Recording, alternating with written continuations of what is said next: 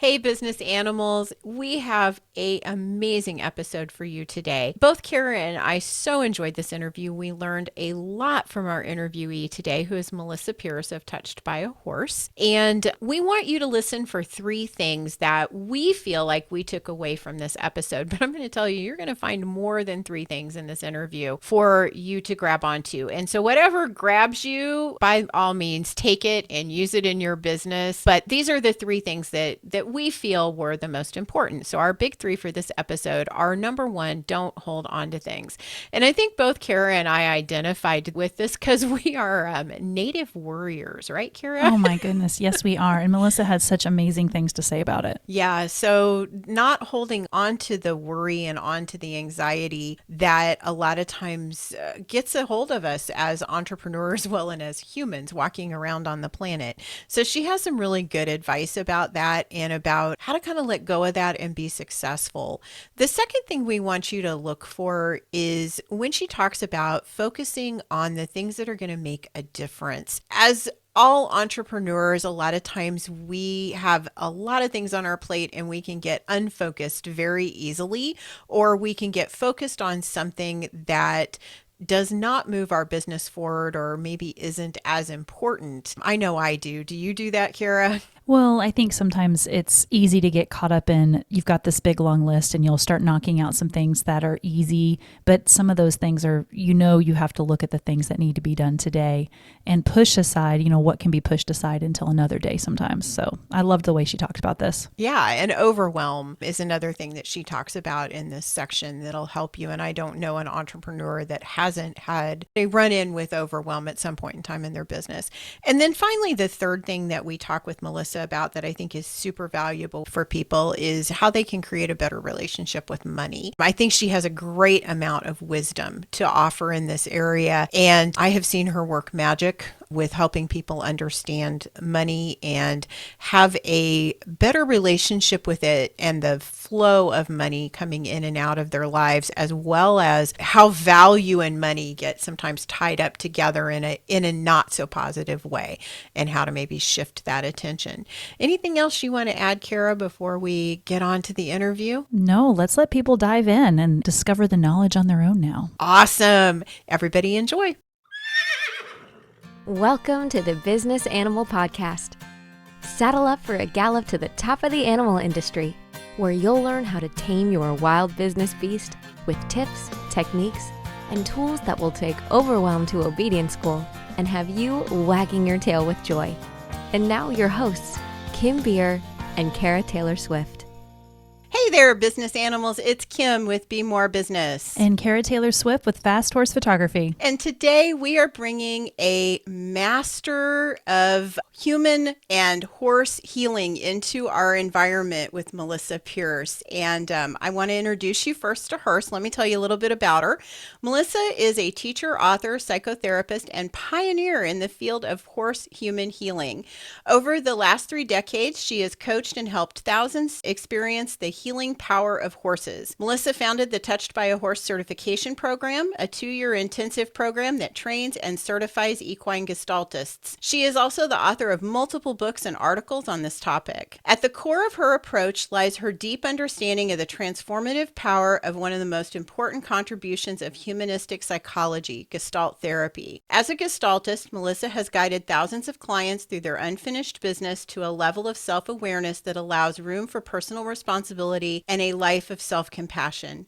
Melisa is also an accomplished horsewoman. She has shown, raised, and handled horses for over 30 years, giving her a deep understanding of horses and their natures. She has won 2 world championships in the American Paint Horse Association, has bred over 200 foals, owns multiple ranches, and is now a gypsy horse person, has some beautiful gypsy horses that as a photographer, I absolutely love. I actually met Melisa at the Equine Affair in Ohio in 2006. We were booth neighbors and we had a lovely experience there getting to know each other. I was a photographer who's fairly new in my career, and Melisa was there with a very talented artist named Jan Taylor. And they have a deck that Melisa wrote that I highly highly recommend that everyone who loves horses have. It's called Whispers from a Horse's Heart, 52 cards for daily inspiration. And you can get that on Melissa's website. And I tell you, you really want to own this and have it on your desk. And the artwork is just stunning. It It's is. just stunning. And everything is amazing with it. So welcome, Melissa. Thanks, Kim. Thanks, Cara. Thanks for having me on. We're so happy to have you here. I learned about you from Kim, and then I had the opportunity to read your book, What the Heck is Gestalt? And it was a newer thing for me to learn about. But one of the things that I fell in love with when I was going through your book was how you connected horses with your psychotherapy practice. And I would love to hear you talk just a little bit about that. It just really touched me. It was probably one of my most favorite parts of your book. Oh, thank you, Cara. I had already become a psychotherapist, and Gestalt was my modality of therapy. And my daughter really had a hard time with the heat of Phoenix. So we bought a 30-acre place up in the pines of Flagstaff, Arizona, where it was much, much cooler. It was 2 hours away from our other ranch, so we'd go up there for the summer times. And a lot of my clients didn't appreciate the Phoenix scorching heat either, so they would come up and do either one session with me, or they might stay for a few days and do several sessions, whatever worked for their treatment. So they're on the horse ranch. They weren't there at that time to work with the horses, but when they had a break, and sometimes I might work with somebody from, say, 10 a.m. to noon, then I'd go down to the barn, saddle up, and go for a trail ride for a few hours, come back and meet with them again from 3 to 5. That time in between, they could go fishing, go hiking in the Coconino Forest, sleep in a hammock. I had lots of art supplies around, all of that. And the only rule around the horses was we don't hand feed them so they don't start to nip, and don't go on the same side of the fence as a horse. But if they come up to you at the fence, that's great. And then I'd ride off with my kids, and ride off in the forest. So what I found was that the clients who I had kind of left there on their own would tell me a story about one of the horses and how deeply it moved them that this horse came off of tall green grass over to the fence and stood with them, sometimes for a long time, like up to an hour. And the changes that they experienced looking in the horse's eyes and having the horse stand there and any kind of interaction. And I have to say, these are muggles. My clients were not horse people. They were not horsemen. They were people that might have had a dog or a cat. So they were muggles in the horse world. So I was fascinated, and I started asking, because I thought maybe it was one horse, like they all have different personalities, and maybe it was one. But they would say, oh, it was the really big red one. And I'd say, oh, that's Riddle. The next time it was a little dark black one. Oh, that's Bueno. I was seeing that they were all doing it. So I started observing the behavior. And Cara, I was thrilled to see two things. One, that it was always a different horse. It was like they looked at each other and said, this one's mine. I've got this one. And they would go over and hold space in this very loving presence with a person. And oftentimes I left the client fairly raw at noon. When they came back to see me at 4, they were in a different state, a different emotional state, a different physiological state, much more open. So I recognized, those horses are doing some powerful healing on their own. And from there, I started saying, well, let's get to work on this and make it happen. That is incredible. And I just love how it came from the basis of observation and your client's feedback before anything else. I just love that so much. And then from that, you formalized it. You started a certification program. Can you tell us a little bit about that? That was probably 1989 that I was talking about a moment ago in Flagstaff, Arizona. And I did begin to formalize it. I say it a little differently than you just said it. I feel like it came from the horses to draw me in, from the horses through my clients, to draw me in. So like being chosen or something. And the next summer when I was there, I experimented with inviting clients to come down and do Gestalt work next to the pasture where the horses were. So I'd bring some chairs down there, and we would sit there with the horse on one side of the fence and the client and myself on another. And I began to notice lots and lots and lots of behaviors from the clients, the way the horses took in the client's energy, the way they released it, the way they were expressing themselves, just a lot of different things. And from there, over the years, I created a lot more contact between the client and the horses, etc. In 2008, I started the certification program because I had a number of people who had been my assistants or my clients who would approach me and say, I want to learn to do what you do. Where can I go? What book can I read? How could I learn to do what you do? And to be honest, I had multi-competency. I had a lot of different strengths from different sources. Like we do as we get older, you're pulling in all your strengths and education from a lot of different sources. And I had put them all together, and that's what I was doing. So there was no answer for them. And I thought about it, and I thought about the fact that I was ready to formalize it and to trademark it and to put a method together that I could begin teaching. So I did that in 2008, and we have over 225 graduates of the program worldwide. That's amazing. Thank you for sharing that. Now, Kim, I know you had a couple questions as well. I do. Because, Melissa, our program is centered towards helping animal-based entrepreneurs. So people who are entrepreneurs, they're in the process of growing a business. And I always have seen you as a mentor for myself and a guiding light of who I want to be as an entrepreneur, because I think you do it extremely well. You're in the business of producing entrepreneurs. And aside from that, one of the reasons that I think that the certification program is so strong is because it does have a strong entrepreneurial educational basis to it. So you share a lot, and that wisdom that you have around entrepreneurship, it doesn't just come from the certification program or from your psychotherapy practice. You have had a successful entrepreneurial journey both in and outside of the horse world and the Gestalt world. And I know that in that process that you teach and you yourself practice Gestalt to help keep your mind focused and stay on track with your business, even when things are really hard. And you face some huge challenges in your life as an entrepreneur and as a human, and having to run a business and satisfy people. And what I want to do for the rest of our time together is I would like to gather wisdom from you for our audience about how they can access some things for themselves to help transform their mindset and then maintain that transformation using just simple practices. Yeah, thank you, Kim. And I appreciate everything you said. And I think I'm a serial entrepreneur, right? I've done everything from coffee shops and print shops to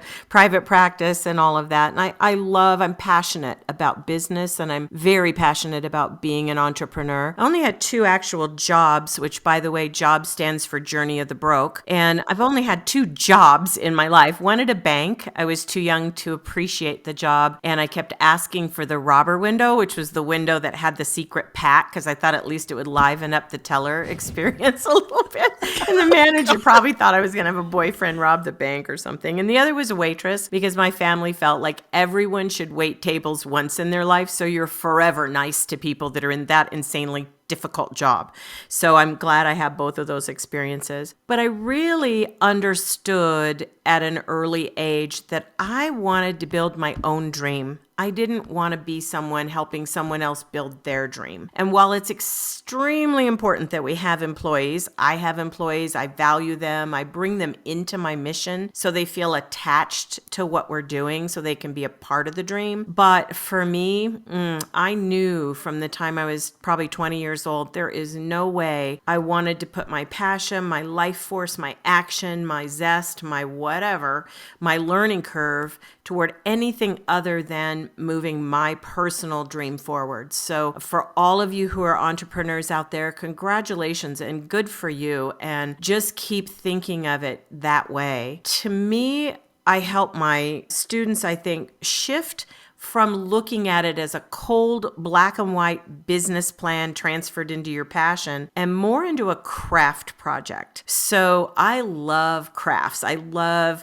not that I'm great at any of them, but I love glue sticks and glitter and, doing things together. And so crafts are just kind of a release for me. And I feel the same excitement around my business. I feel as if, what can I enhance today? What can I upgrade today? What can I improve today? What can I make happen today? Who could I connect with today? And very, very much so in the realm of how can I help you today, right? Entrepreneurs need to have a constant and never-ending improvement around how we relate to each other in terms of supporting each other. So that's my Entrepreneur 101. Gestalt, and thank you for asking this, Kim. Gestalt is my life. I am a Gestaltist, which means I'm an embodied Gestalt practitioner. I'm somebody who doesn't only teach it or share it, but I live the life of a Gestaltist, which, by the way, is what horses are. And I'll tie that in if you want to know that too. As a Gestaltist, it's important that we're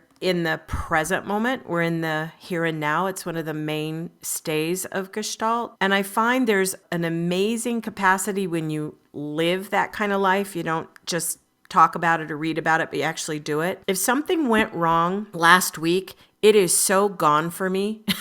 It is so gone for me. Somebody will say, well, last week when this happened and and I go, oh yeah, was that last week? I do not harbor. I don't let it pay rent in my head. I don't hang on to things that didn't work out. If I made a pitch for a client and the client said, nope, that's not the right fit for me, God bless you, hope you find the right fit. It's gone. I'm not hanging on to it. Every small business owner wants to gain traction in their marketing. After 3 decades of working with small business owners just like you, I have developed what I call my 4x4 marketing method. In just one 90-minute session, you'll discover the 4 major focus areas of a successful marketing plan, and together we'll uncover where your business is getting stuck. You'll leave the session with an action plan of next steps that engage your revenue engine. Drop by bemorebusiness.com to request your session today. That's BEMORE business.com. See you there. Do you think that that is something that you have learned over time, or do you think that's a characteristic? Because that is something that I always I can hold on to something in my brain and then worry about it at 3 a.m. And I think that's a common thing, for a lot of warriors in general. So that's interesting that that's something that you have harvested. I think it's huge to reaching our success, right? Because our brain is the great trickster. And if it can, it will tear you down every chance it gets when you're trying to do something as ambitious as a new business startup or, getting your business off the ground. With doubt, if you had a lemonade stand when you were 6 years old and it really didn't go that well, the brain doesn't let go of that stuff. So it is training ourselves as a Gestaltist. It's training ourselves to say, that was then, this is now, right? The past doesn't equal the future is one of Tony Robbins' great quotes that he has around it. But for me, it's even more than that. It's really saying that what I have in front of me right now, like this podcast with you, Cara, is the most important thing I could be doing with my time in this moment. So I'm not thinking about a meeting I have later today or what happened to my Apple computer yesterday, which is not a pretty story. So that's all outside of it. It's like being right now in the here and now is the most important for focusing on your business and getting traction. What I see novice, I'm not going to say young because I have entrepreneurs that come into my program at 70. We actually have an 82-year-old in the program right now. So at all ages. So rather than young, I say novice, like a novice horse show. So the novice entrepreneurs, what I see is they have very little understanding what they should be focusing on. They're happy to do it. They're eager and excited, but they focus on things that aren't going to bring them a return. So that's another part I think of Gestalt is to be very discerning and accurate and responsible for what's that percentage we need to do in action every day that actually will make a difference tomorrow, right? That should be the target of the day. You said you kind of worry at night or you rerun things at night, right? So, man, I see in my psychotherapy clients, anxiety is just rampant in so many people, not just entrepreneurs, but in our population. And I often say, experiencing anxiety is the essence of I can't worry fast enough. like you're on the treadmill of worry and you can't get the treadmill to go fast enough. And so you really are running and everything, all the adrenaline's up. And one of the great saboteurs of an entrepreneur is worry, not just anxiety, but you got to back that truck all the way down to worry. Worry, since the beginning of time, has never changed anything. If Adam saw Eve reach for that apple and worried about it, it didn't stop her from grabbing the apple. So worry does nothing. It's a completely wasted energy. So if you can catch yourself when you're worrying and recognize, if I'm depressed or I'm worrying, I'm focusing on the past or I'm focusing on the future. I'm not right now. I had a great teacher in that in my daughter who had a lot of surgeries. And the only way she could get through those surgeries is to stay in the here and now. It really helped me a lot understand that lesson. Absolutely. And I love the not holding on to things and focusing on the things that will make a difference. So do you have any other advice that you would give entrepreneurs, maybe something that would help them connect from staying in the moment or recognize when they are getting out of the moment? Yeah, I feel like at least in my class group, what I see them do is a behavior that doesn't help anybody. One of my staff members is in this morning. I just got done having a conversation with her about it. And that is to look around at the 1,500,000 tasks that as an entrepreneur we need to get done, right? When we're a smaller entrepreneur, we don't have the advertising department and the insurance department and people that we can delegate all this stuff off to. Sometimes you don't even have one employee. You're wearing all the hats. So the big word is overwhelm, right? That big word overwhelm. And boy, it's a slippery slope from overwhelm to worry to anxiety. You can just see how they kind of stack this backwards flow. So I would say that if each person would write down, say, 4 rules in their life that would prevent them from ever experiencing overwhelm again, and then post those 4 rules someplace. So when you start to feel that feeling of like, I'll never get all this done, which is how it starts with the negative self-talk. Oh my gosh, I can't do this all. This is overwhelming. It's repeating all that negative drive. Having those 4 rules in place to refer to can really keep you out of that zone. So for me, because I have horses, there is something for those who have horses that might relate to this. There's something about spending 15 minutes with a horse, just grooming them, hanging out with them, petting them, being with them. I come back more sourced. And even though I'm behind on things when I head to the barn, so I head to the barn kind of like a guilty kid that doesn't have their homework done, right? But I get down to the barn and I spend just a little bit of time with them. And all of a sudden I come back and everything's easier. Everything's in the flow. So my rule is I can only experience overwhelm if I forget I have muzzles to nuzzle. Aww. So that's one of mine, is only if I forget.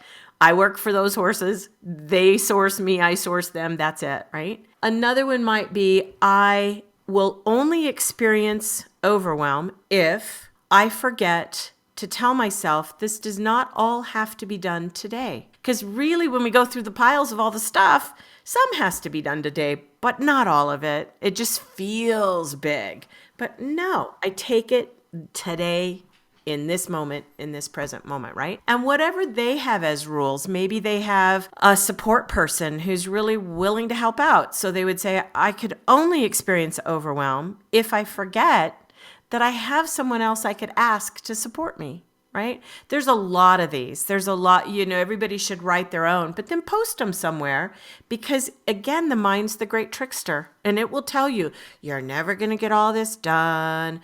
It's all the stuff our parents said about our bedrooms when we were 13, let me tell you. This will never be clean again. Look at your room. It will never be clean. Yes, it will. Oh, when I move out, it'll be clean. When you clean it, it'll be clean. Oh, that's my right. goodness. It'll be clean. I'll move out someday. It'll all be boxed up and gone.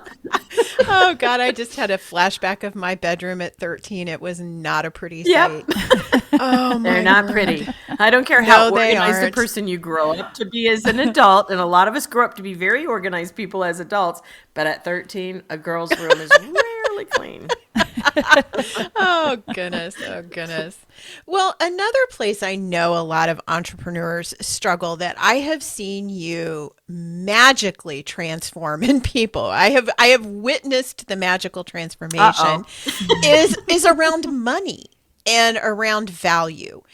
And can you talk a little bit about kind of the Gestalt way to think about our money energy? Absolutely. It is, again, a great saboteur because we all have things that were said to us in our families. You might have had the best parents in the world, but you still had things your parents said to you in order to afford you, right? Don't waste the food on your plate. Shut the lights off when you leave the room.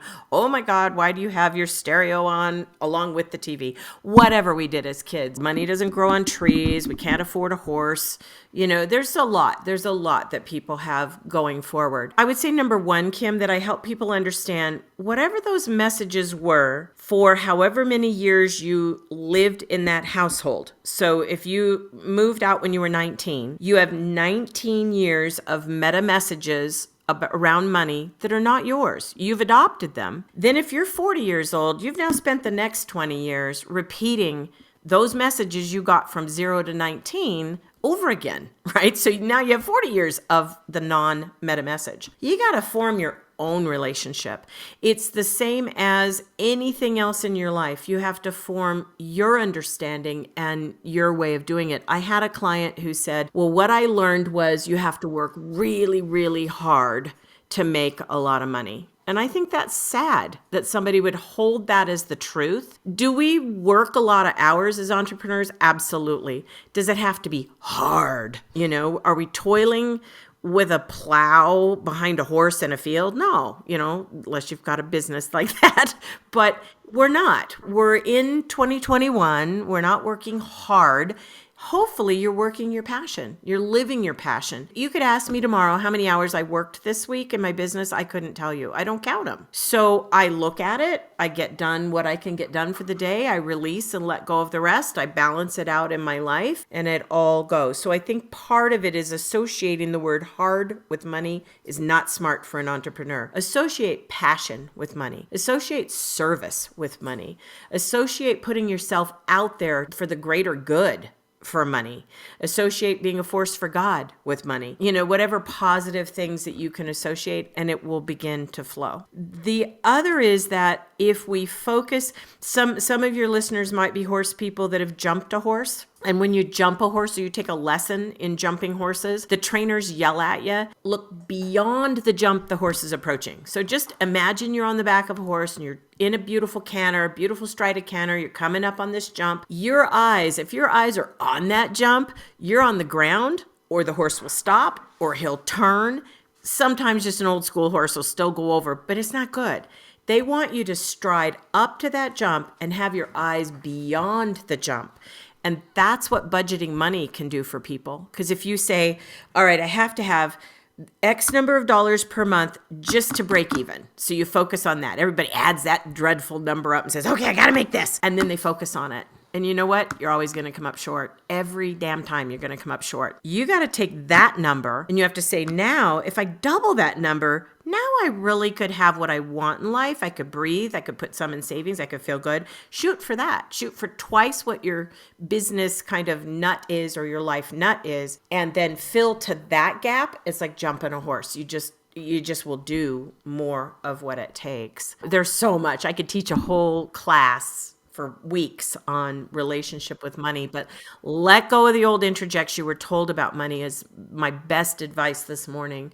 Figure out your relationship with it. For me, it's a bunch of pieces of paper with dead guys on it. I am not attached. I am passionately attached to my service. I'm passionately attached to how many people can I help in the world? How many people can I get myself in front of to assist? I'm really attached to all of that. The paper with the dead guys, that just comes with it. Your equine-based business has unique needs. It's your job to tell the story of your horse brand. You know what you want to say, but creating or finding powerful storytelling images that grab the attention of your ideal client can be a challenge, especially when you're busy running your business. That's why equine industry business leaders turn to Fast Horse Photography and a library featuring thousands of searchable images available for businesses just like yours. And guess what? 100% of those images are horse related. Now, finding the right horse images for your website, social media, and all your other needs is easier than ever. Find the perfect images for your equine business right now at fasthorsephotography.com. That's fasthorsephotography.com. That's such a great way to think about it, and I love visualizing it that way. And I think a lot of the animal-based business owners out in the world, I know I was this way for a while too, just have a real hard time with pricing and charging. I came from a family that struggled, when I was a child, to make ends meet, and my parents had a lot of money worries. And so, especially the early stages of my business, I would sit down with folks and I would be trying in my brain to think out, can they afford this? And I have no business doing that. So I definitely think there's got to be other small business owners out there in the animal world that have struggled with charging what they need to charge to be successful and to have a life, outside of their business. So do you have any other advice that you can give to folks that struggle with charging? Yeah, I think you hit the nail on the head for one of the big ones. And that is, if a person grew up thinking, I can't afford the prime rib roast beef at the market, but I could afford the cheapest meat at the market, then they are the person selling the meat behind the counter and they say, oh, don't spend all that for that, do this. Yeah, we got to reframe. It's for them to decide, right? But I think it goes even deeper than that, Cara. It goes to a couple of places. One is worth. Not is my work worth it? Because most people that are entrepreneurs, they know what they're offering in the world is worth what they'd like to charge for it. It goes deeper. It goes to, am I personally worthy of receiving this money? And sometimes people have a disconnect. They say, well, people who have a lot of money, and again, it's what we were taught when we were kids and whatever that was. However you would finish the sentence, if somebody asked me personally, people who have a lot of money, I would say are generous philanthropists, because that's my experience, right? Other people will say they're biatches or they're, wasteful, or I don't know. We have a lot of negative tags that we put on people that have a lot of money, or they got that from divorce or won it in the lottery, or we have a lot of crap around that, right? So one is to really look at how you hold your worthiness for what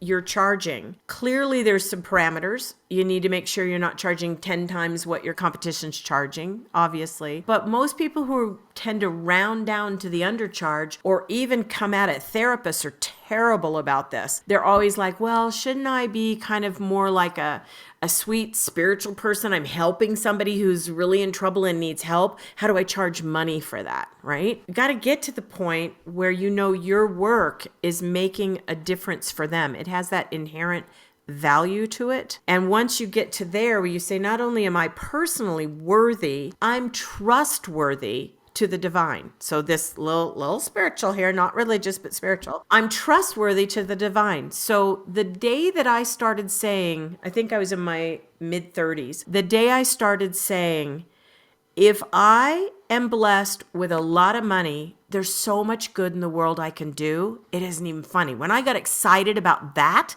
like, oh my gosh, if I have extra here, I could do this, I could create that, I could make this happen. Then you get excited about it. You got to actually do it, by the way. But then I believe that the gate opens and the divine says, yes, I want that work in the world. I want you to be a force for good. I want you to be a force for God. I'm going to fund you. And it just comes. So I'm a QuickBooks user. I know everything economically that's happening in my business at all times. That's responsible. But again, that was last week. Right now, I'm in service. I don't dwell on it, because it sort of appears. Does that make sense to you, Cara? Yeah, thank you for that. Yeah, you bet. I've watched Kim do a lot of this in her business. She was the quintessential undercharger for years. Oh, yeah.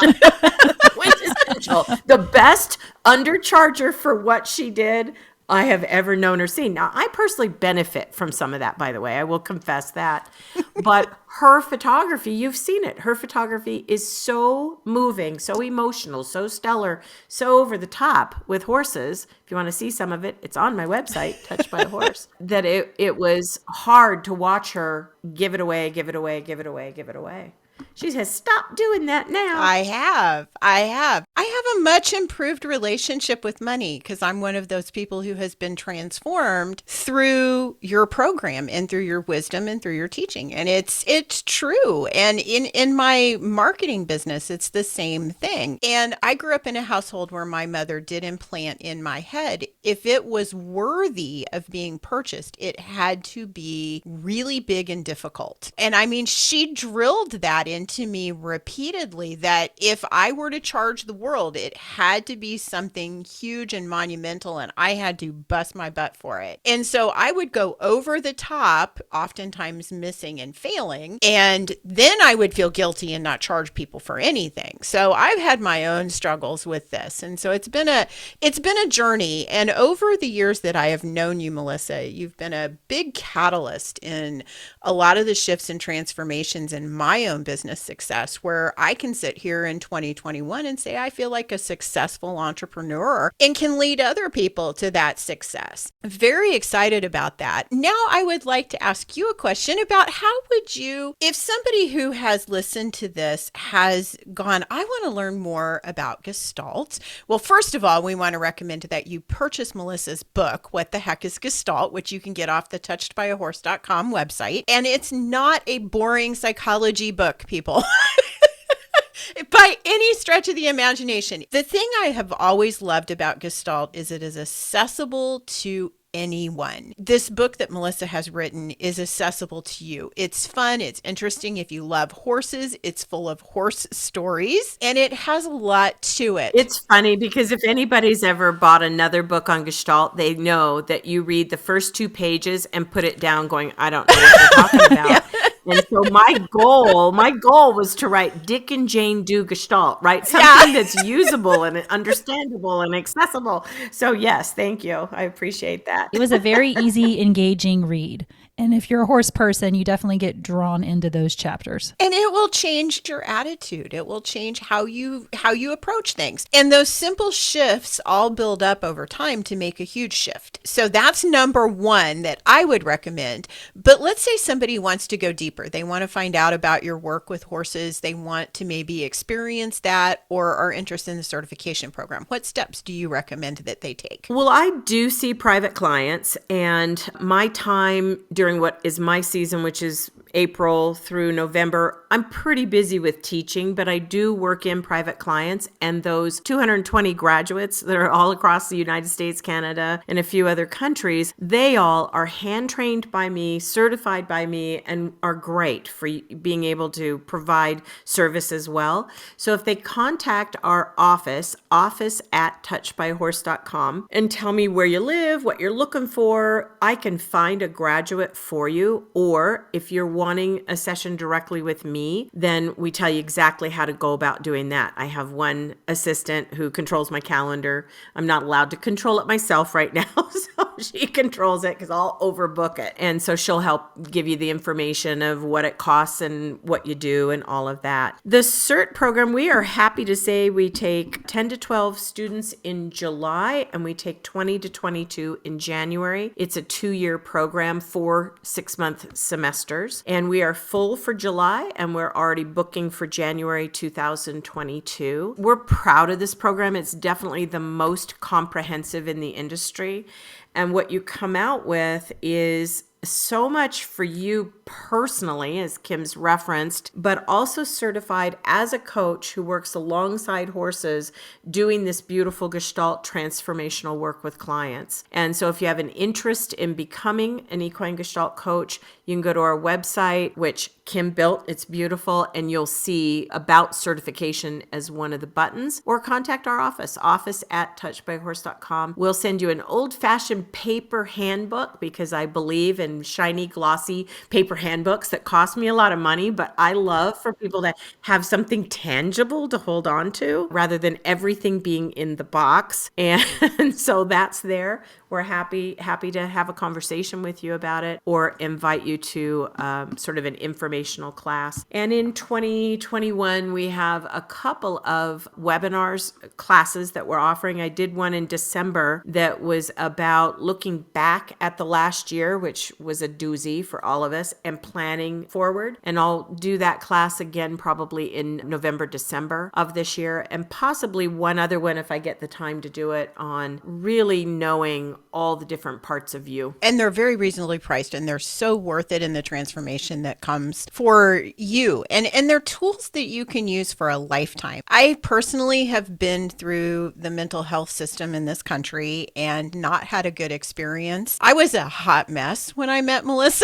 I was holding it together by stitches and needles, and I'm not a hot mess anymore. And I attribute a lot of that to Gestalt practices. Now, I'm going to tell you, I've had to put my 2 feet into the system. I mean, I've had to show up and do my work. It wasn't magical, but it gave me the tools and resources to be able to do it in a way that fit into my life, and I think is unique to me, and I think it creates that for everyone. If you do want to check out the certification program, again, touchedbyahorse.com. We'll have all of this, including a link directly to be able to get the book and that inspirational card deck in the show notes on the website. Cara, do you have anything else you want to add before we wrap up? I just want to say thank you to Melisa. It's been wonderful meeting you, even if it is virtually like we're doing. And I really enjoyed your book, and I appreciate all your comments, just helping all of us small business owners out there. Definitely has inspired me. So thank you so much for joining us today. Absolutely. And every entrepreneur out there, you're going to have a few rough days. Let them go. Let them go. The Beatles were ahead of their time. Let it be. And focus on today and move forward. Just keep moving forward and you'll do great. Thank you for having me on. Love you, Kim. Nice to meet you, Cara, for sure. Have a beautiful and blessed day. Thanks for listening to this episode of The Business Animal. Be sure to subscribe so you never miss an episode. And if you learned something today, leave us a review. To learn more, find us at thebusinessanimal.com. We'd love to hear from you. Until next time, keep your business well trained with The Business Animal.